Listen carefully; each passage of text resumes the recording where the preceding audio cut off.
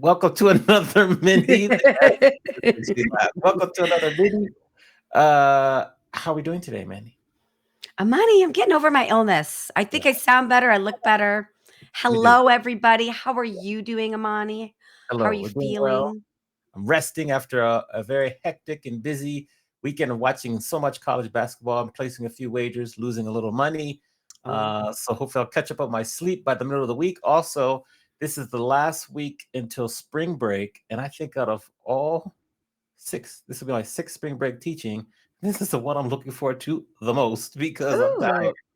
ooh, So um, yes, that's how I'm doing. You're getting over a cold, but you're on your way back. yeah. Today we're going to do a mini on a book we've read over the last month or two that really we loved, that had an impact on us. Book report. So Yeah. yes, the book report. So what is the book that caught your attention and you read that has had an impact on you? I devoured this book in 3 days, and Hmm. it's a great book. And I am slow. I'm a very slow reader. It's this book right here. It's called Burn Book, A Okay. Tech Love Story, and it's by Kara Swisher. Nice, nice. And she is one of the foremost tech journalists. I mean, she's been covering tech for, 30 plus years. She Mhm. started covering AOL. That's how long she's been in it. She knows every tech founder. she's she loved Steve Jobs. She's a podcast host. She has a show called On.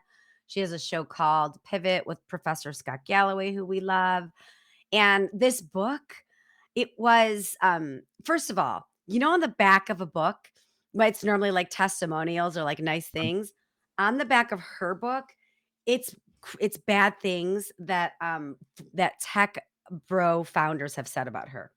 So she Sure. says it's hilarious. It's a burn book, right? Like that's what it's supposed to be. Mhm.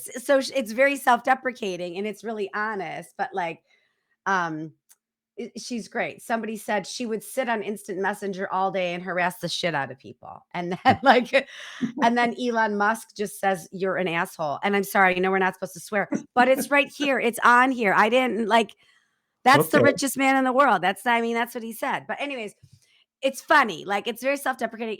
It's also her personal life sort of woven through the tales of like the iPhone launches and the Microsoft stuff and AI. She gives a sheer warning for AI of like the power of AI, Mhm. but like posing the question like whose responsibility is it?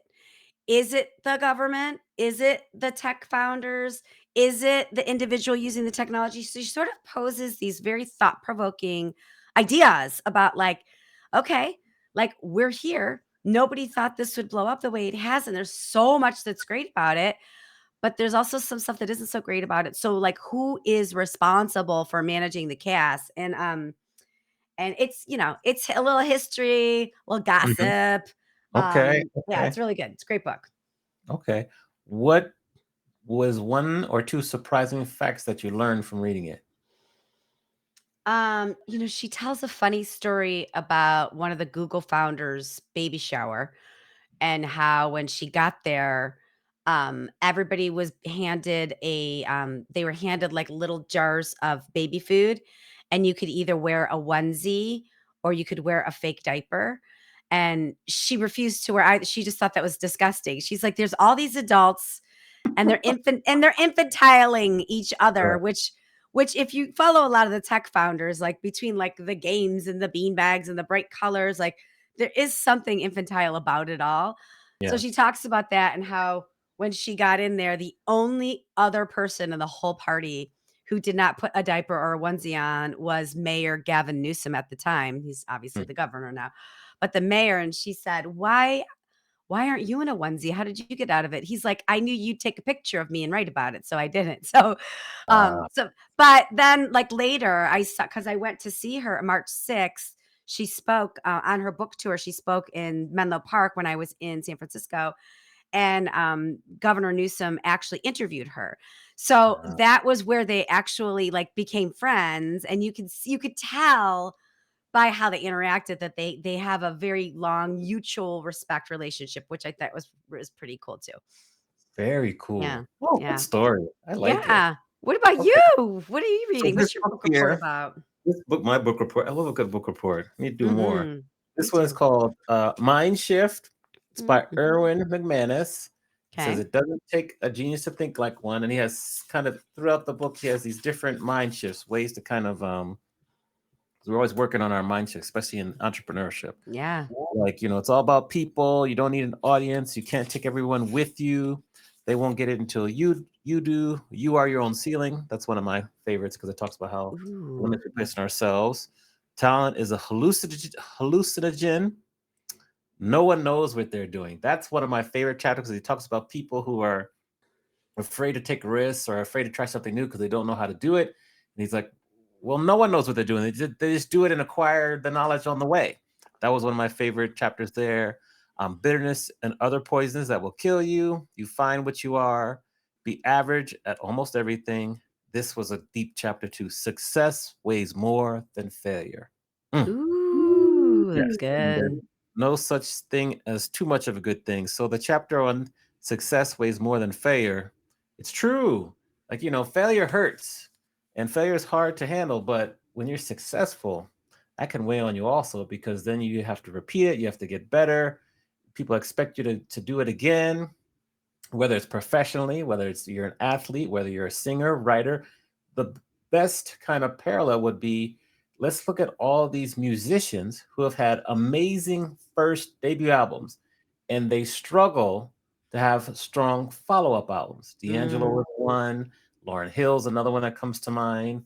I'm trying to think of who else. Those are the top two that come to mind right away. But that, success weighs more than failure. That's a heavy topic right there.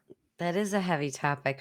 What is something that jumped out at you that you already have started applying? You've already woven into your daily life? I would probably say it's what's the mind shift? No one knows what they're doing. So, if you want to try something new, just kind of go for it and figure it out along the way because once you get to within the not secret society, but the world, you realize, oh, they didn't really know either. They were just kind of going for it. So that's kind of propelling me forward. That's the one I'd say right away. I You love know, that. yeah, like with speaking and everything, just go because no one really knows. And you get better each time. That's Amen. what iteration, ideation, and practice and experience. You get better Hmm. each time. You learn a little bit more each time with whatever it is that you're doing. I subscribe to that a big bag of I don't knows, like I don't know. I don't know, Yeah, but I'll learn a little bit each time, right? So I love that one. yeah, yeah. So that's the one. And then keeping in mind that success is more than fair, because as we continue to level up, just realize the potential perils that come along with it. Mhm. I Yeah, mean, there's goods, there's bads, right? But I like yeah, the success weighs heavier than failures. yeah. You need That's a the heavy. failures to be successful too. Yes, we do. Yes, we do. Mhm. So I think we have to come back to this topic because what else am I reading next? I think reading next. I'm reading the book by where's the book? This is the book. I'll show you the book I'm reading next. 'Kay. I already bought it. And so you're gonna laugh, but it'll make your heart kind of cuddle. So it's this book here. It's by so Dr. Ramani. It's called "It's Not You." So identifying and healing from narcissistic people. So I'm finding that the healing process is very long, and you have to keep doing the work. You can't just stop. So Mm. yeah, that's what I'm reading next. Amani, I applaud you for the work you've been doing on yourself. This has been almost 2 years in the making, Mhm. and I'm really proud of you. It's not easy. I'm sure you're discovering stuff about yourself that you're like, "Oh, oopsie poopsie," and then Yeah. other stuff where you're like, I do that well. I'm really proud of myself." So, I'm glad you're doing the work. It's really awesome. Yeah. Thank you. Um, All right. Well, that's good for our mini this week. Make sure you share this with a friend. I can't Mhm. wait to come back and do another book report. Subscribe, rate, review, and we will see you next week for our next mini. We will see you next week, and when you're subscribing, rating, reviewing, look for Adventures in Business Live. Look for that on Instagram, look for Mm. that on LinkedIn, look for that on YouTube, look for that on all wherever you listen to your podcast. some people had asked me is like Adventures in Business. It's Adventures in Business live on some channels and other channels. It's Adventures in Business. But you'll see our faces. Just look for our faces. Look for our Yeah. faces. Yes. Yeah. Cool. Okay, everyone. Take care. See you soon. See you soon. Bye.